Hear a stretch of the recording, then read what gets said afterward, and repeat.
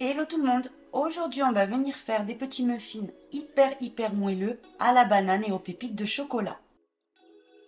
On commence par écraser deux grosses bananes. Alors moi, ça faisait 280 grammes au total, avec la fourchette. Et vous pouvez très bien laisser des petits morceaux. Ça ne gêne absolument pas dans la recette. Vous devez obtenir comme une sorte de purée, pas nécessairement lisse. Vous allez voir, je vais vous montrer le résultat final.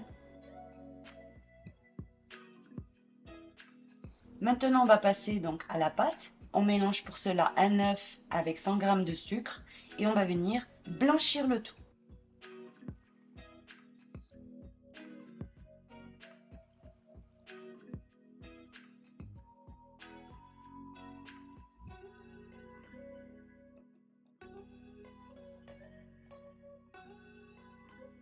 Une fois blanchi, on ajoute la purée de banane,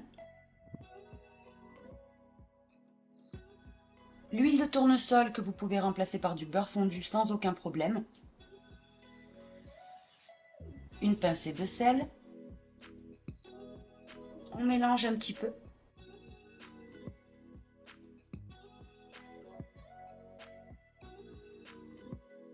On ajoute notre extrait de vanille, ça peut être de la poudre, de la pâte. Moi j'ai utilisé de la pâte de vanille. Et on mélange de nouveau. On ajoute maintenant la farine avec la levure chimique et le bicarbonate. Et on va venir la verser en 2 fois. Ça va être beaucoup plus facile. On mélange juste le nécessaire. N'oubliez pas qu'une pâte trop battue, ça donne des gâteaux moins moelleux.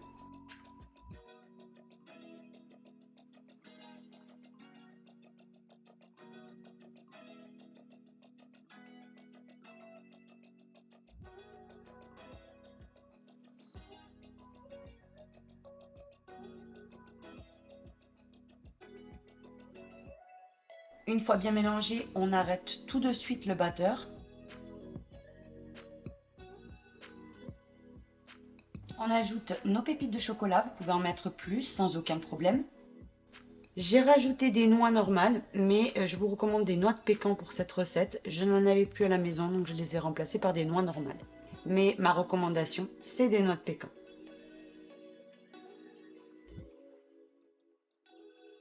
La pâte est prête.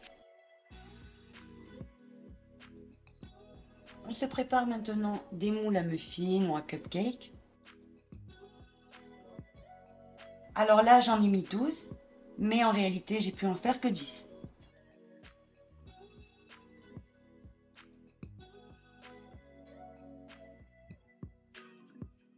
On va venir verser ça aux 3/4 des moules à peu près.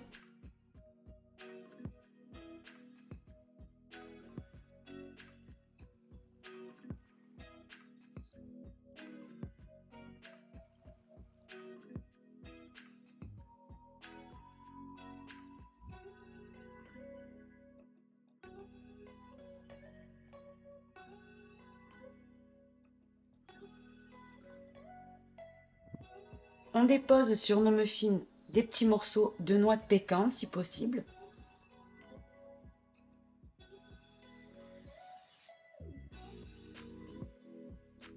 Et des morceaux de chocolat que j'ai coupés grossièrement. J'utilise que du chocolat noir à 70% dans ma recette, mais vous pouvez très bien mettre du chocolat au lait, pourquoi pas.